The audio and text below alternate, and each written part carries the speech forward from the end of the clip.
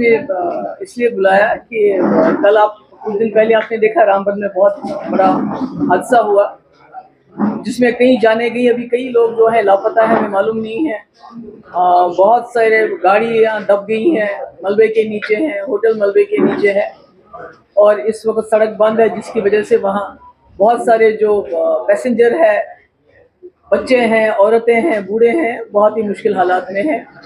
तो इसका एक वजह जो मुझे नज़र आती है, एक तो ऊपर वाले की वजह से है, मगर कहीं ना कहीं जो हम ये पहाड़ों की चीर फाड़ करते हैं, जंगलों को बेतहाशा काटते हैं, उसको बिना सोचे समझे जो हम वातावरण के साथ उसका एक हिसाब से सोचिए कि तबाही मचाते हैं, तो उसकी वजह से भी ये लैंडस्लाइड्स वगैरह आ रही हैं। और दिन ब दिन जो है जो हम पूरा इसके कहते हैं ना, प्रकृति के साथ जो हम कर रहे हैं, तो वो वापसी हमारे साथ हो रहा है, और इसमें बड़ा नुकसान हो गया हमारा। कल कुछ दिन पहले वहाँ कई लोग जो हैं उनकी जानें चली गई, और कई अभी मेरे ख्याल में शायद मलबे के नीचे हैं, गाड़ियाँ मलबे के नीचे हैं। तो मेरी गुजारिश है सरकार से, एक तो जो वहाँ फंसे हुए हैं लोग सड़क पे, उसका एक तो मलबा बड़ी जल्दी जल्दी हटाया जाना चाहिए, ताकि हो सकता है अगर अल्लाह ताला चाहे, ऊपर वाला चाहे, कोई जान बच भी सके।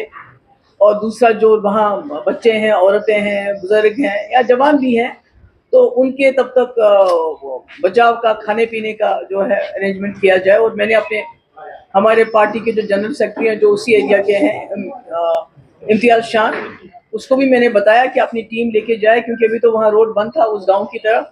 मैंने कहा वहाँ जाके जो भी हो सकता है मदद वो करनी चाहिए।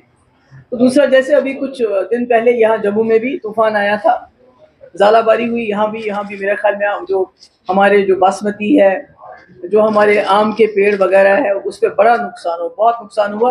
और कश्मीर में भी हाल ही में बहुत ही ज़्यादा ज़ालाबारी हुई, और ख़ासकर जो कश्मीर का सेब है और जो बादाम की इस वक्त वो फूल लगे हुए थे, उसको बड़ा नुकसान पहुंचा है। और जैसे आप सभी लोग जानते हैं कि जम्मू कश्मीर की रीढ़ की हड्डी है हॉर्टिकल्चर, तो उसको बड़ा नुकसान पहुंचा है। जब मैंने देखा वो जिस तरह वो फूल सारे ज़मीन पे पड़े हुए थे, छोटे छोटे, जिसमें सेब के वो फूल थे, बादाम के वो फूल थे, तो कहीं ना कहीं दिल दहल जाता है उसको देखे। तो इसमें मैं समझती हूँ कि सरकार को हर जगह टीम्स भेज के देखना चाहिए कि कितना नुकसान की हम भरपाई कर सकते हैं, कितना हम आगे चल के किसानों को, चाहे वो जम्मू में है चाहे कश्मीर में है, कि उनकी क्या मदद कर सकते हैं। उनको जो दवाइयाँ हैं, खाद है, क्या वो हम कम से कम कीमत पे उनको दे सकते हैं, ताकि उनका जो बोझ अभी है, जो इसके नुकसान हो गया, कहीं ना कहीं उसकी भरपाई हो जाए, और कुछ कंपनसेशन के तौर से भी उनको दे दिया जाए। तीसरी बात यह है कि हमने, जैसा कि आप जानते हैं कि हमारे जो MLAs हैं असेंबली में, बहुत ही आज भी मेरे ख्याल में कहीं धरना चल रहा है डेली वेजर्स का। तो हमारे असेंबली मेंबर्स ने 3 बहुत ही अहम बिल लाए थे, जिसमें एक तो डेली वेजर्स को रेगुलराइज करने का, जिसमें मेरे वक्त में काफ़ी पेशरफ्त हुआ था। हमने बायोमेट्रिक सबका कराया था, और उसके बाद 520 हमने लाया था, उसमें एक SRO कि इनको रेगुलराइज करने का, पर चूँकि सरकार साथी में गिर गई और वो नहीं कर सके, तो अब हमने बिल लाया जिसको गवर्नर साहब ने ओके भी किया, मगर बदकिस्मती से सरकार ने उसको असेंबली में लाने नहीं दिया। बड़ा शोर शराबा, ड्रामा ड्रूमा चलता रहा। तो मेरी सरकार से गुजारिश है कि आप इन डेली वेजेस को जल्द से जल्द रेगुलराइज कर सके, क्योंकि जितने भी हमारे डिपार्टमेंट है, PHE हो, RNB हो, पावर डेवलपमेंट डिपार्टमेंट हो, इरिगेशन हो, हेल्थ हो, RNB हो, जितने भी डिपार्टमेंट है वो डेली वेजेस के बलबूते पे चलते हैं, और ये बेचारे जो हैं फाका कशी की हालत में जिंदा है।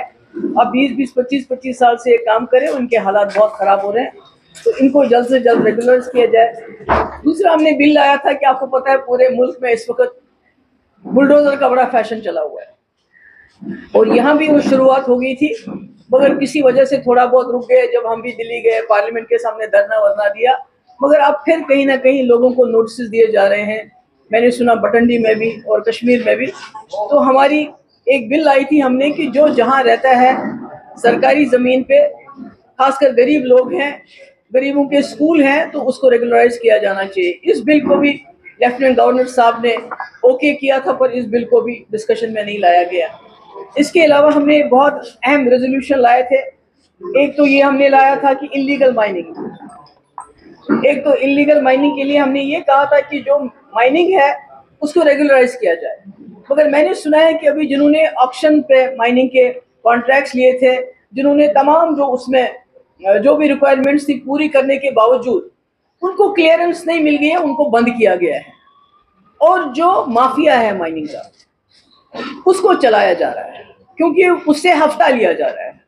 अगर लीगल माइनिंग को चलने दिया जाए किसी कंट्रोल तरीके से तो आपको रॉयल्टी मिलती है, मगर जो लीगल माइनिंग को उसकी क्लियरेंस को बंद करके जो यहाँ के लोकल्स करना चाहते हैं और तरीके से करना चाहते हैं जिससे सरकार को रॉयल्टी मिल सकती है, उसको बंद करके इलीगल माइनिंग को पूरी इजाजत दी है, पूरी छूट है। मैं नाम नहीं लेना चाहती उन पॉलिटिशियंस का या उस लीडर का जिसके रिश्तेदार इसमें इन्वॉल्व है, जो इलीगल माइनिंग का इस वक्त हफ्ता वसूल करते हैं और उसको खुली छूट दी गई है। और वो ब्लैकमेल भी करते हैं कि भाई आप हमारा इतना दे दो तो हम आपको माइनिंग करने देंगे। तो मेरी वजीर आला साहब से गुजारिश है कि आप इस चीज़ को देख लीजिए कि इससे आपकी सरकार की भी बदनामी होती है, क्योंकि जब से आपने माइनिंग को बैन करने के नाम पे कि हमने माइनिंग बैन कर दी, आपने माइनिंग बैन नहीं की, आपने इलीगल माइनिंग को बैन नहीं किया। वो चल रही है और दिन दहाड़े चलती है और उससे बहुत सारा जो है मटेरियल निकाला जा रहा है और उससे आप ही के लोग और दूसरी जमातों के लोग उनसे पैसा जमा कर रहे हैं। इसको बंद कर लीजिए और जिनका ऑप्शन से जिन्होंने इसका टेंडर लिया हुआ है उनकी क्लियरेंस कर देके उनको माइनिंग की इजाज़त दे दीजिए। और हमने एक रेजोल्यूशन ये भी लाया था कि वन टाइम माफ़ी मिलनी चाहिए जो गरीब लोग हैं। बिजली फीस किसी के जो 2000 आने थे या 1500 महीने का था तो उनकी लाखों में इसको बिजली फीस है, कमर टूट गई है लोगों की। हालांकि सरकार ने कहा था हम फ्री बिजली 200 यूनिट देंगे, वो तो नहीं दिए। मगर जो बिजली फीस है हमने रेजोल्यूशन लाया था इसको वन टाइम माफ़ी देना चाहिए, पर उसको भी नहीं उठाया। बाकी आप इसके अलावा कोई सवाल पूछना चाहें तो पूछ सकते हैं।